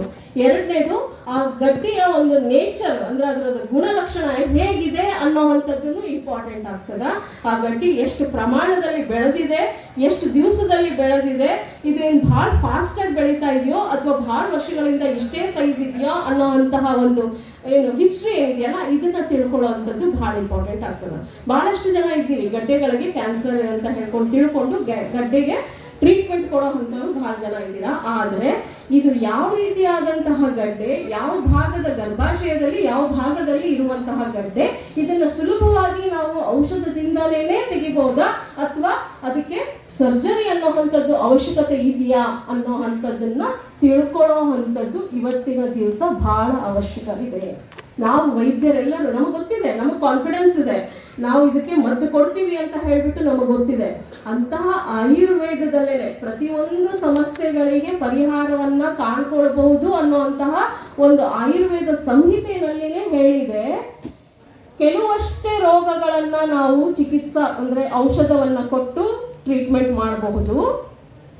ಬಾಯಿ ಮೂಲಕವಾಗಿ ಔಷಧಗಳನ್ನು ಕೊಟ್ಟು, ಗಿಡಮೂಲಿಕೆಗಳನ್ನು ಔಷಧವಾಗಿ ಕೊಟ್ಟು ಚಿಕಿತ್ಸೆಯನ್ನು ಮಾಡಬಹುದು. ಇನ್ನು ಕೆಲವು ರೋಗಗಳಿದ್ದಾವ, ಅದಕ್ಕೆ ಸರ್ಜರಿ ಅನ್ನೋವಂಥದ್ದು ಅವಶ್ಯಕತೆ ಇರ್ತದೆ. ಅದನ್ನು ಕಿತ್ತು ಒಗಿಬೇಕು, ಆಮೇಲೆ ಚಿಕಿತ್ಸೆಯನ್ನು ಮಾಡಬೇಕು ಅಂತ ಹೇಳಿ.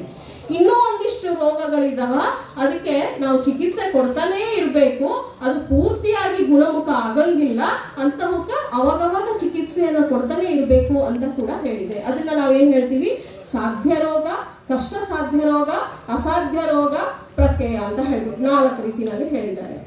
ಅಥವಾ ಶಸ್ತ್ರ ಸಾಧ್ಯ ಅಂತ ಅಂದ್ಬಿಟ್ಟು ಕೂಡ ಬರ್ತದೆ.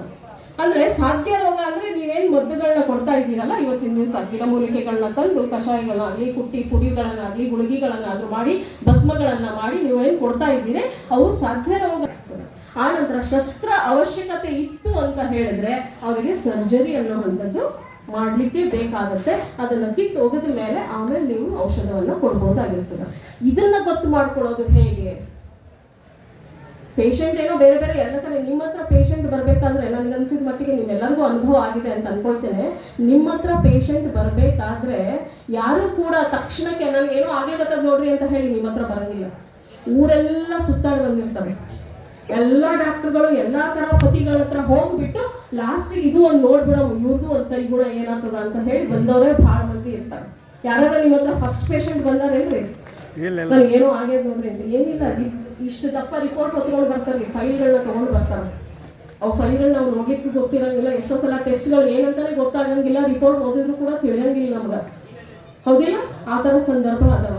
ಹಾಗಾಗಿ ನಿಮಗೆ ಏನಾದರೂ ತಿಳಿದಿತ್ತಪ್ಪ ಅಂತ ಹೇಳಿದ್ರೆ ಯಾವ ರೀತಿಯಾದಂತಹ ಗಡ್ಡೆಗಳಿಗೆ ನಾವು ಚಿಕಿತ್ಸೆಯನ್ನು ಕೊಡ್ತಾ ಇದ್ದೀವಿ ಅಥವಾ ಕೊಡಬಹುದು ಅನ್ನೋವಂಥದ್ದು ತಿಳಿದಿತ್ತು ಅಂದರೆ ಅಂತಹ ಅರ್ಬುದ ಚಿಕಿತ್ಸೆಯನ್ನು ಮಾತ್ರ ನೀವು ಮಾಡಿ. ಅಕಸ್ಮಾತ್ ನಿಮ್ಗೆ ಅದು ತಿಳಿಲಿಲ್ಲ ಅಂತ ಹೇಳಿದ್ರೆ ರೋಗಿಗೆ ಒಂದು ಸಲ ಸ್ಕ್ಯಾನಿಂಗ್ ಮಾಡ್ಕೊಂಡು ಬರಲಿಕ್ಕೆ ಹೇಳ್ರಿ. ಆವಾಗ ಆ ಸ್ಕ್ಯಾನಿಂಗ್ನಲ್ಲಿ ಗುರ್ತಾಗ್ತದ ಗಡ್ಡೆ ಎಷ್ಟು ದಪ್ಪ ಇದೆ, ಎಷ್ಟು ದೊಡ್ಡದಾಗಿದೆ, ಯಾವ ಭಾಗದಲ್ಲಿ ಇದೆ, ಇದಕ್ಕೆ ನಾನು ಚಿಕಿತ್ಸೆ ಕೊಡ್ಬೋದೋ ಇಲ್ಲೋ, ಯಾವ ಸ್ಟೇಜ್ನಲ್ಲಿ ಇದೆ, first stage, second stage, third stage ಇಂಥದನ್ನೆಲ್ಲ ಕೇಳ್ತಾರೆ. ನಮಗೆ ಡಾಕ್ಯುಮೆಂಟೇಶನ್ ಬೇಕಾಗ್ತದ. ಇದನ್ನ ನಾವು ತಿಳ್ಕೊಂಡು ನಾವು ಟ್ರೀಟ್ಮೆಂಟ್ ಕೊಟ್ಟೆವು ಅಂತ ಹೇಳಿದ್ರೆ ರೋಗಿಗೂ ಒಳ್ಳೇದಾಗ್ತದ, ನಮ್ಮ ಯಶಸ್ಸು ಕೂಡ ಚೆಂದ ಆಗ್ತದ. ಹಾಗಾಗಿ ಕ್ಯಾನ್ಸರ್ ಬಗ್ಗೆ, ಗಡ್ಡೆ ಬಗ್ಗೆ, ಗರ್ಭಾಶಯದ ಬಗ್ಗೆ ಸಮಸ್ಯೆ ಬಂತು ಅಂತ ಹೇಳಿದ್ರೆ ಒಂದು ಸ್ಕ್ಯಾನಿಂಗ್ ಮಾಡುವಂಥದ್ದು ಬಹಳ ಅವಶ್ಯಕತೆ. ಇದು ಯಾಕೆ ಇದು ಪ್ರಸ್ತುತ ಇವಾಗ ಅಂತ ಹೇಳಿದ್ರೆ, ಆ ಕಾಲಕ್ಕೆ ಇದ್ರು ನಾಡಿ ನೋಡಿದ ಕೂಡಲೇ ನಿನಗೆ ಇಂಥದೇ ಕಾಯಿಲೆ, ಇಂಥದೇ ಸಮಸ್ಯೆ ಆಗ್ತದೆ, ಇದೇ ರೀತಿ ನಿನಗೆ ಅನ್ನಿಸ್ತಾ ಇದೆ ಅನ್ನುವಂತಹ ಹೇಳುವಂತಹ ಒಬ್ಬ ವೈದ್ಯರು ಇರ್ತಿದ್ದರು. ಆದರೆ ಈ ಕಾಲಕ್ಕೆ ನಮ್ಮಲ್ಲಿ ಅಷ್ಟು ಶಕ್ತಿ ಇಲ್ಲ. ಹಾಗಾಗಿ ನಾವು ಟೆಕ್ನಾಲಜಿಯನ್ನು ಬಳಸ್ಕೊಂಡು ಮಾಡೋದು ಬಹಳ ಒಳ್ಳೆಯದು. ಇನ್ನೂ ಒಂದು ಹೇಳ್ತೇನೆ, ಒಂದು ಕಾಲಕ್ಕೆ ನಮಗೆ ಕ್ಯಾನ್ಸರ್ ಅಂತ ಹೇಳಿದ್ರೆ ಅಥವಾ TB ಅಂತ ಹೇಳಿದ್ರೆ, ಕ್ಷಯರೋಗ ಇತ್ತಪ್ಪ ಅಂತ ಹೇಳಿದ್ರೆ ಮುಖಲಕ್ಷಣವನ್ನ ನೋಡಿದ ಕೂಡಲೇ ಯಾರಾದ್ರೂ ಹೇಳ್ತಿದ್ರು, ಯಾಕೋ ತಮ್ಮ ಭಾಳ ಸೊರ್ಗಲಿಗತ್ತಿದ್ವಿ ನೋಡು, ಮುಖದ ಮೇಲೆ ಕಡಿಮೆ ಇಲ್ಲ ನೋಡು, ಯಾಕೋ ಬಣ್ಣನೇ ಕಡಿಮೆ ಆಗ್ಯದ ನೋಡು ಅಂತ ಹೇಳಿ ಹೇಳ್ತಾ ಇದ್ರಿ. ಆದ್ರೆ ಇವತ್ತಿನ ದಿವಸ ನೋಡಿ, ಕ್ಯಾನ್ಸರ್ ಅಂತ ಹೇಳಿ ಇದ್ರೂ ಕೂಡ ಶರೀರದಲ್ಲಿ ಮುಖ ಲಕ್ಷಣದಲ್ಲಿ ಅಥವಾ ಅವನ ಹಾವಭಾವದಲ್ಲಿ, ಅವನ ನಡವಳಿಕೆಯಲ್ಲಿ ಯಾವುದ್ರಲ್ಲೂ ಕೂಡ ಕಡಿಮೆನೇ ಇರಲ್ಲ. ಏಕ್ದಮ್ ಧನ್ ಅಂತ ಹೋಗ್ತಾರ ಹಾಸ್ಪಿಟ್ಲಿಗೆ, ಕ್ಯಾನ್ಸರ್ ಅಂತ ಹೇಳಿ ರಿಪೋರ್ಟ್ ತಗೊಂಡು ಹೊರಗೆ ಬರ್ತಾರ. ಚೆನ್ನಾಗೇ ಇರ್ತಾರ ಮನುಷ್ಯ, ನಮ್ಮ ಜೊತೆನೇ ಇರ್ತಾರ, ಕೂಡೋದು, ನಿಂದ್ರೋದು, ಉಣೋದು, ತಿನ್ನೋದು ಎಲ್ಲ ನಡೆದಿರ್ತದ. ಆದರೆ ಯಾವುದೇ ರೀತಿಯಾದಂತಹ ರೋಗ ಲಕ್ಷಣ ಇರಂಗಿಲ್ಲ, ಅವನಿಗೆ ಕ್ಷಯ ಬಂದದ ಅಂಬೋದು ಕೂಡ ಗೊತ್ತಿರಂಗಿಲ್ಲ. ಅದಕ್ಕಾಗಿ ಇವತ್ತಿನ ದಿವಸ ಇದು ಅನಿವಾರ್ಯ ಆಗಿದೆ, ಗೊತ್ತಾಯ್ತ್ರಿ? ಸೊ ಹಾಗಾಗಿ ಎರಡನೇದು ಕ್ಯಾನ್ಸರ್ ಬಗ್ಗೆ ಹೇಳುವಂಥದ್ದು ಇತ್ತು. ಇನ್ನೊಂದಿಷ್ಟು ಕೆಲವು ಸಮಸ್ಯೆಗಳು ಬರ್ತಾವ, ನಿತ್ಯ ಹೆಣ್ಮಕ್ಳಿಗೆ ಬರುವಂತಹ ಸಮಸ್ಯೆಗಳು, ನಾನು ಮಾಡ್ತಾ ಇರುವಂತಹ, ಮಾಡಿದಂತಹ ಮತ್ತೆ ಅನುಭವಕ್ಕೆ ಬಂದಿರುವಂತಹ ಚಿಕಿತ್ಸೆಗಳನ್ನ ಹೇಳ್ತೇನೆ. ಒಂದಂತೂ ಮುಟ್ಟಿನಲ್ಲಿ ಸಮಸ್ಯೆ ಬಂದಾಗ ಬಿಸಿ ನೀರು, ಜೀರಿಗೆ ಕಷಾಯ, ತುಪ್ಪ ಹಾಕೊಂಡು ಕುಡಿಯುವಂಥದ್ದು. ಎರಡನೇದು ಬಿಳಿ ಸೆರಗು ಅಂತ ಹೇಳಿ ಬಹಳ ಜನ ಗೊತ್ತಿಲ್ಲ, ಬಿಳಿ ಸೆರಗು ಅಥವಾ ಬಿಳಿ ಮುಟ್ಟು ಅಂತ ಅಂದ್ಬಿಟ್ಟು ಹೇಳ್ತಾರೆ. ಇದು ಒಂದು 35 ವರ್ಷದ ಮಹಿಳೆಯಿಂದ ಹಿಡಿದು ಒಂದು 50 ವರ್ಷದವರೆಗೆ ಮಹಿಳೆಯರಿಗೂ ಸಮಸ್ಯೆಗಳು ಇದು ಕಾಣ್ತಾ ಇರ್ತದ. ಸುಮಾರು ಜನಕ್ಕೆ ಇವತ್ತಾಳೆ ತುಂಬ ಕಾಮನ್ ಆಗಿ ಕೂಡ ಕಾಣಿಸ್ತದ. ಈ ಒಂದು ಬಿಳಿ ಮುಟ್ಟಿನ ಒಂದು ಸಮಸ್ಯೆಗೆ ನಮ್ಮ ದೊಡ್ಡಮ್ಮನವರು ಕೊಡ್ತಾ ಇದ್ರು. ಏನಪ್ಪಾ ಅಂತ ಹೇಳಿದ್ರೆ, ದಾಗಡದ ಬಳ್ಳಿ ಅಂತ ಕೇಳಿದ್ರಿ, ದಾಗಡೆ ಬಳ್ಳಿ ಅಂತ ಹೇಳ್ತೀವಿ, ಪಾತಾಳ ಗರುಡಿ ಅಂತ ನಮ್ಮ ಸಂಸ್ಕೃತದಲ್ಲಿ ಹೇಳ್ತಾರೆ. ಆ ಬಳ್ಳಿಯ ಎಲೆಗಳನ್ನ ಕಲೆಕ್ಟ್ ಮಾಡಿ ಇಡ್ತಿದ್ರು. ಆ ಬಳ್ಳಿ ಎಲೆಗಳನ್ನ ತಂದು ನೆರಳಲ್ಲಿ ಒಣಗಿಸ್ಬಿಟ್ಟು ಅದನ್ನ ಪುಡಿ ಮಾಡಿ ಇಟ್ಕೊಳ್ತಾ ಇದ್ರು. ಸಮ ಪ್ರಮಾಣ, ಒಂದು ಭಾಗ ಬಳ್ಳಿ ಎಲೆಗಳಿತ್ತಂದ್ರೆ ಒಂದು ಭಾಗ ಜೀರಿಗೆ, ಒಂದು ಭಾಗ ಕಲ್ಲು ಸಕ್ಕರೆ, ಬೆಲ್ಲ ಅಲ್ಲ ಅಥವಾ ಸಕ್ಕರೆ ಅಲ್ಲ, ಕಲ್ಲು ಸಕ್ಕರೆ, ಮೂರನ್ನು ಸೇರಿಸಿ ಪುಡಿ ಮಾಡಿ ಆ ಪೌಡರ್ನ ಕೊಡ್ತಾ ಇದ್ರು. ಎಷ್ಟು ಕೊಡ್ತಾ ಇದ್ರು ಅಂದ್ರೆ 2 ಚಿಟಿಕೆ ದಿನನಿತ್ಯ, ಒಂದು 7 ದಿವಸ ಅಥವಾ 8 ದಿವಸ ಅದನ್ನ ಔಷಧನ ಕೊಡ್ತಾ ಇದ್ರು. ಹಾಗೆ ಮಾಡೋದ್ರೊಳಗೆ ಸಮಸ್ಯೆ ಪರಿಹಾರ ಆಗ್ಬಿಡ್ತಾ ಇತ್ತು. ಇವತ್ತಿನ ದಿವಸ ಪಾತಾಳ ಗರುಡಿ ಕಾಡ್ನಲ್ಲಿ ಹೋದ್ರೆ ಅಷ್ಟೇ ಸಿಗ್ತದ, ಸಾಮಾನ್ಯ ಎಲ್ಲ ಕಡೆ ಬೆಳಿತಿತ್ತು, ಇವತ್ತಿನ ದಿವಸ ಸಿಗಲ್ ಹೊಂಡದ ಅದು ಪಾತಾಳ ಗರುಡಿ. ಸೊ ಅದನ್ನ ಪುಡಿ ಮಾಡಿ ಕೊಡ್ತಾ ಇರ್ತಿದ್ರು. ಇದು ಬಿಳಿ ಸೆರಗಿಗೆ ಬಹಳ ಒಂದು ಉತ್ತಮವಾದಂತಹ ಒಂದು ಔಷಧಿಯಾಗಿತ್ತು. ಮತ್ತೊಂದು ಸಮಸ್ಯೆ ಅಂತ ಹೇಳಿದ್ರೆ ಬಾಣಂತಿಯರಲ್ಲಿ ಬರುವಂಥದ್ದು. ಆ ಕಾಲ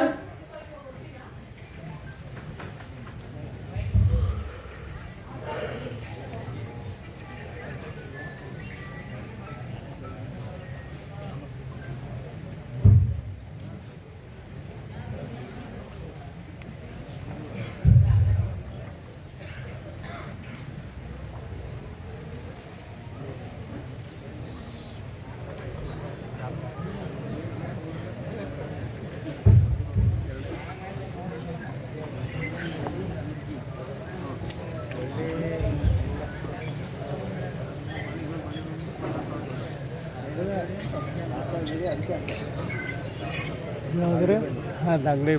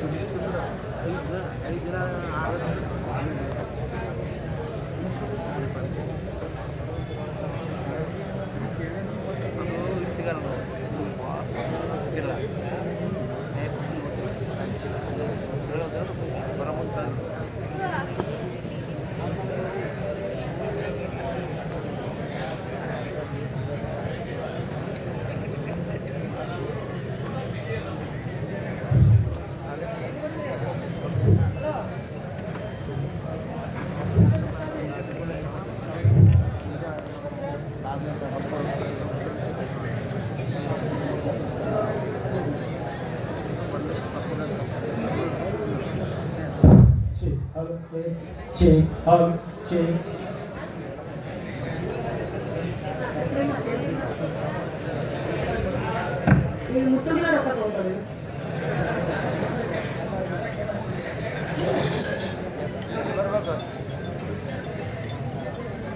ಸೊ ಮತ್ತೊಂದು ಸಮಸ್ಯೆ ಏನಪ್ಪಾ ಅಂತಂದ್ರೆ ಸಾಮಾನ್ಯವಾಗಿ ನೋಡುವಂಥದ್ದು ಹೆಣ್ಮಗಳು ಡೆಲಿವರಿ ಆಗ್ತದ, ಡೆಲಿವರಿ ಆದ್ಮೇಲಿಂದ ಡೆಲಿವರಿಗೆ ಏನು ಸಲೀಸಾಗಂಗಿಲ್ಲ. ಆನಂತರದ ಸಮಸ್ಯೆ ಏನಪ್ಪಾ ಅಂತ ಹೇಳಿದ್ರೆ ಹಾಲು ಉತ್ಪಾದನೆ ಆಗಂಗೆ ಇಲ್ಲ.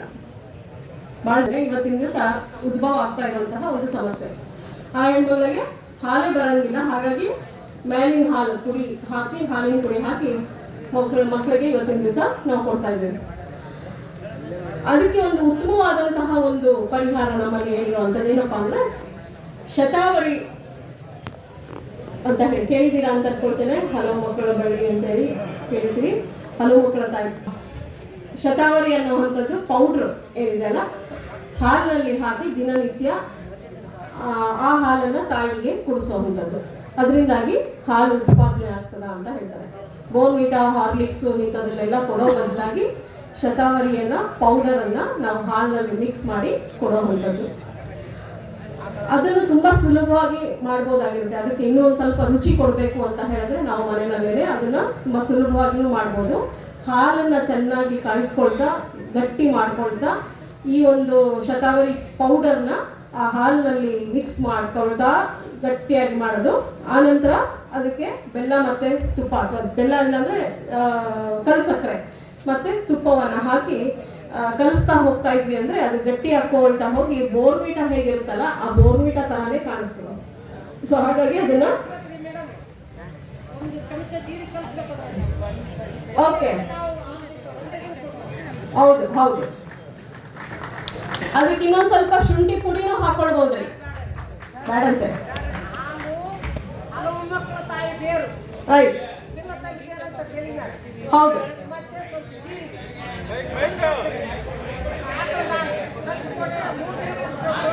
ಹಾಲು ತುಪ್ಪ ಅಂದ್ರೆ ನಾನು ಆಕಳದೇ ಹೇಳೋವಂಥದ್ದು, ಆಕಳನೇ, ದೇಸಿ ಆಕಳದು ಹಾಲು ತುಪ್ಪನೇ ಬಳಕೆ ಮಾಡುವಂಥದ್ದು. ಸೊ ಇದನ್ನೊಂದು ಕೊಡೋದ್ರಿಂದ, ದಿನನಿತ್ಯ ನಾವು ಕೊಡೋದ್ರಿಂದ ಬಾಣಂತಿಯಲ್ಲಿ ಹಾಲು ಉತ್ಪಾದನೆ ಆಗ್ತದೆ.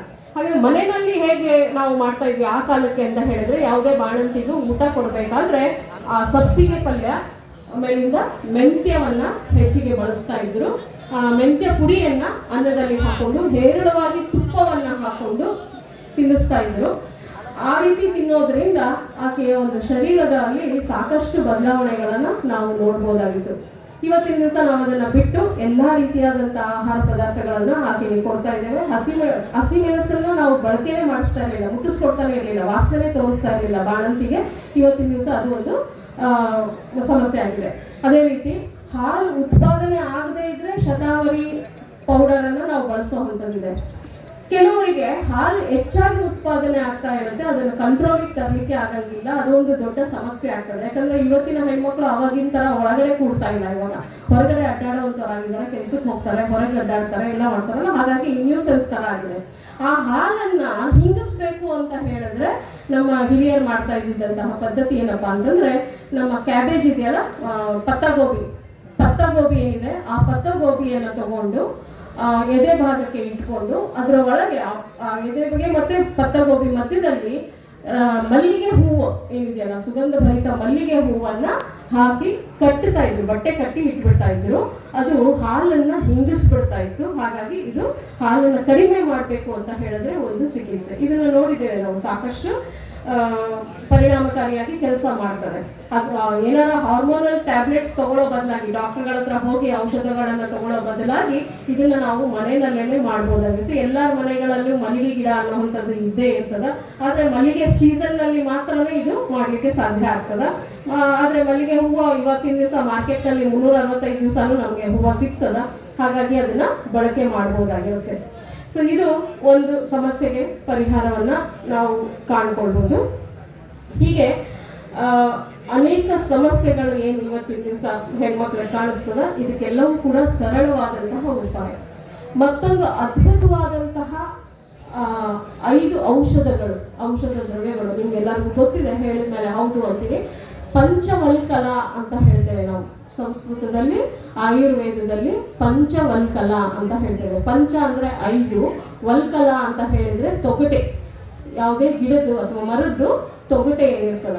ಯಾವುದದು ಅಂತ ಹೇಳಿದರೆ ನಮ್ಮ ಉದುಂಬ್ರ ಇದೆಯಲ್ಲ, ಹತ್ತಿ ಮರ, ಹಾಗೆ ಅರಳಿ ಮರ, ಆಮೇಲೆ ಬ್ಯಾನಿಯನ್ ಟ್ರೀ, ಆಲದ ಮರ, ಮತ್ತು ಬಸರಿ ಮರ, ಹೀಗೆ 5 ಮರಗಳದ್ದು ತೊಗಟೆ ಏನಿದೆಯಲ್ಲ, ಆ ತೊಗಟೆಯನ್ನು ತಗೊಂಡು ಅದನ್ನು ಒಣಗಿಸಿ ಅದನ್ನು ಪುಡಿ ಮಾಡಿ ಇಟ್ಕೊಂಡಿದ್ರಿ ಅಂತ ಹೇಳಿದ್ರೆ, ಹೆಣ್ಣು ಮಕ್ಕಳಿಗೆ ಬರುವಂತಹ ಯಾವುದೇ ರೀತಿಯಾದಂತಹ ಇನ್ಫೆಕ್ಷನ್ಗಳು, ಅಂದರೆ ನಮ್ಮ ಗುಪ್ತಾಂಗಗಳಿಗೆ ಅವಾಗವಾಗ ತುರ್ಕಿ ಆಗುವಂಥದ್ದು, ಬಿಳಿ ಸೆರಗು ಆಗುವಂಥದ್ದು, ಮತ್ತು ತ್ರಾಸಾಗಿ ಆಗುವಂಥದ್ದು, ಉರಿ ಮೂತ್ರ ಆಗುವಂಥದ್ದು, ಇಂತಹ ಸಮಸ್ಯೆಗಳಿದ್ದಾಗ ಆ ಹೆಣ್ಣು ಮಗಳಿಗೆ ನೀವು ಈ ಪುಡಿಯನ್ನು ಕೊಟ್ಟು ಕಷಾಯವನ್ನು ಮಾಡಿ ಆ ಕಷಾಯದಲ್ಲಿ ಕುತ್ಕೊಳ್ಬೇಕು. ಸಿಟ್ಸ್ ಬಾತ್ ಅಂತ ಹೇಳ್ತೇವೆ ನಾವು. ಒಂದು ಟಬ್ಬಲ್ಲಿ ಆ ಕಷಾಯವನ್ನು ಹಾಕೊಂಡು ಅದರೊಳಗೆ ಕೂಡಬೇಕು.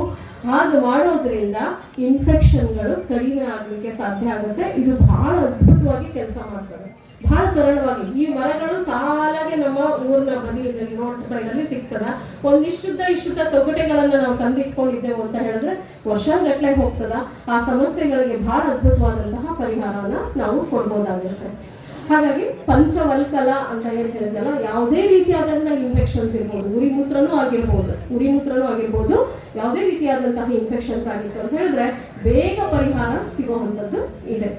ಮತ್ತೊಂದು ನಮ್ಮ ಅಲೋಪತಿಕ್ ಡಾಕ್ಟರ್ ಗೈನಕಾಲಜಿಸ್ಟ್ ಅವರು ಒಂದು ಆಲದ ಮರ, ಒಂದು ಅತ್ತಿ ಮರ, ಇನ್ನೊಂದು ಅರಳಿ ಮರ, ಮತ್ತೊಂದು ಬಸರಿ ಮರ, ಮತ್ತೊಂದು ಶಿರೀಷ ಬಾಗೆ ಮರ, 5 ಶಿಂಶಪಾಲ ಶಿರೀಷ ಅಂತ ಹೇಳ್ತೇವೆ ನಾವು. ಇವು 5 ಮರಗಳದ್ದು ತೊಗಟೆಯನ್ನ ನಾವು ಬಳಕೆ ಮಾಡ್ಬೋದು. ಅದರದ್ದು ಇವತ್ತಿನ ದಿವಸ ಮಾರ್ಕೆಟ್ನಲ್ಲಿ ತುಪ್ಪ ಸಹಿತ ಸಿಗ್ತದ, ಅಥವಾ ಆಯಿಂಟ್ಮೆಂಟ್ ಸಿಗ್ತಾ ಇದೆ. ಆ ಆಯಿಂಟ್ಮೆಂಟ್ ಕೂಡ ಬಳಕೆ ಮಾಡ್ಬೋದಾಗಿರ್ತದ. ಹಾಗೆ ಬಹಳಷ್ಟು ಜನ ಬಸ್ರಿ ಹೆಂಗಸರು ನಿಶಕ್ತ ಆಗಿರ್ತಾರ, ಬಸ್ರಿ ಇರ್ತಾರೆ ಆದ್ರೆ ನಿಶಕ್ತ ಆಗಿರ್ತಾರ, ಊಟ ಹೋಗ್ತಾ ಇರಂಗಿಲ್ಲ, ಬಹಳ ಸೊಳಕಲಾಗಿರ್ತಾರ. ಆಮೇಲೆ ಡಾಕ್ಟರ್ ಹತ್ರ ಹೋಗ್ತಾರ, ಐರನ್ ಟ್ಯಾಬ್ಲೆಟ್ಗಳು, ಕ್ಯಾಲ್ಸಿಯಂ ಟ್ಯಾಬ್ಲೆಟ್ಗಳು, ಏನೇನೆಲ್ಲ ಎಲ್ಲ ತಗೊಳ್ತಾ ಇರ್ತಾರ. ಆದ್ರೂ ಕೂಡ ಅವ್ರು ನೋಡ್ಲಿಕ್ಕೆ ಶಕ್ತಿ ಇರಂಗಿಲ್ಲ, ಅವರಲ್ಲಿ ಏನು ತಾಳ್ಕೊಳ್ಳೋ ಶಕ್ತಿ ಇರಂಗಿಲ್ಲ. ಅಂಥವರಿಗೆ ಅದ್ಭುತವಾಗಿ ನೀವು ಬಲಾರಿಷ್ಟ ಅಂತ ರೆಡಿಮೇಡ್ ಸಿಗ್ತದ ದುಕಾನ್ನಲ್ಲಿ. ಆ ಬಲಾರಿಷ್ಟ ಅನ್ನೋವಂಥದ್ದನ್ನ ಕೊಟ್ರೆ ಒಳ್ಳೆ ತಾಕತ್ವಾಗಿ ಹೆಣ್ಮಗಳು ಶಕ್ತಿ ತುಂಬತದ. ಅದು ಬಹಳ ಸರಳವಾಗಿ ಕಾಣ್ಕೊಳ್ಬಹುದಾದಂತಹ ಉಪಾಯ ಆಗಿರ್ತದೆ. ಸೊ ಹೀಗೆ ಆಯುರ್ವೇದದಲ್ಲಿ ಉಲ್ಲೇಖ ಇರುವಂತಹ ಕೆಲವು ವಿಷಯಗಳನ್ನ ನಿಮಗೆ ತಿಳಿಸಿದ್ದೆ. ನನ್ನ ಅನುಭವಕ್ಕೆ ಬಂದಿರುವಂತಹ ಕೆಲವು ವಿಷಯಗಳನ್ನ ಕೂಡ ನಿಮಗೆ ಹೇಳಿದೆ. ಹಾಗೆ ಇನ್ನೊಂದು ವಿಷಯ ಹೇಳಿಕೆ, ನಾನು ಸ್ವತಕ್ಕೆ ಅಭ್ಯಾಸ ಮಾಡಿದಂಥದ್ದು, ಈ ಹೆಣ್ಮಕ್ಳು ಏನು ಮೊದಲು ಮುಟ್ಟಾಗಿರ್ತಾರೆ 13ನೇ ವರ್ಷ 14ನೇ ವರ್ಷದ ವಯಸ್ಸಿನಲ್ಲಿ, ಆಕೆಗೆ ಸದೃಢ ಮಾಡಬೇಕು ಅಂತ ಹೇಳ್ಬಿಟ್ಟು ನಮ್ಮಲ್ಲಿ ಅಂಟು ತರ್ತಾ ಇದ್ರು. ಅಂಟನ್ನ ರಾತ್ರಿ ಹೊತ್ತು ನೆನೆಸಿಟ್ರೆ ಬೆಳಗ್ಗೆ ಎದ್ದು ಕೂಡಲೇ ಅದು ಹೂವು ಹರಳದಂಗೆ ಹರಳುತ್ತಿತ್ತು. ಆ ಅಂಟಿಗೆ ಸಕ್ಕರೆ ಅಥವಾ ಕಲ್ಸಕ್ರಿಯನ್ನ ಹಾಕೊಂಡು ತಿನ್ಲಿಕ್ಕೆ ಖಾಲಿ ಬರೀ ಹೊಟ್ಟೆನಲ್ಲಿ ಬೆಳಗ್ಗೆ ಹೊತ್ತು ತಿನ್ಲಿಕ್ಕೆ ಕೊಡ್ತಾ ಇದ್ರು. ಇದರಿಂದ ಕೂಡ ಶರೀರ ಗಟ್ಟಿ ಆಗ್ತದ, ಮೂಳೆ ಗಟ್ಟಿ ಆಗ್ತದ, ಸೊಂಟ ಗಟ್ಟಿ ಆಗ್ತದ ಅಂತ ಹೇಳ್ಬಿಟ್ಟು ಇದು ಒಂದು ಪದ್ಧತಿ ಇತ್ತು. ಮತ್ತೆ ಮೇಡಮ್ ಅವ್ರು ಹೇಳ್ತಾ ಇದ್ರು, ಮೇಡಮ್ ಅವರು ಕೆಲವು ನಿಯಮಗಳನ್ನ ನಾವು ಪಾಲಿಸಬೇಕು ಅಂತ ಹೇಳಿ. ಋತುಮತಿ ಆದಾಗ ಕೊಬ್ಬರಿ ಮಾಲ್ದಿ ಅಂತ ಹೇಳಿ ಮಾಡ್ತಿದ್ರು. ಕೊಬ್ಬರಿ ಸಕ್ಕರೆ ಎರಡೇನೆ, ಮತ್ತೇನಿಲ್ಲ, ಕೊಬ್ಬರಿ ಹೆರೆದು ಸಕ್ಕರೆ ಹಾಕಿ ಕೊಡ್ತಿದ್ರು. ಆದ್ರೆ ತುಪ್ಪವನ್ನ ಹೆಚ್ಚಾಗಿ ಬಳಸಲಿಕ್ಕೆ ಹೇಳ್ತಾ ಇದ್ರು. ಈ ಕೊಬ್ಬರಿ ಮಾಲ್ದಿಯನ್ನ ಋತುಮತಿ ಆದಾಗ ಕೊಟ್ರಿ ಅಂತ ಹೇಳಿದ್ರೆ ಅದು ಬಹಳ ಒಳ್ಳೆಯದಾಗಿರ್ತದ. ಆಕೆಯಲ್ಲಿ ಇರುವಂತಹ ಉಷ್ಣತೆ ಏನಿರುತ್ತೆ ಅದನ್ನ ಕಡಿಮೆ ಮಾಡ್ತದ.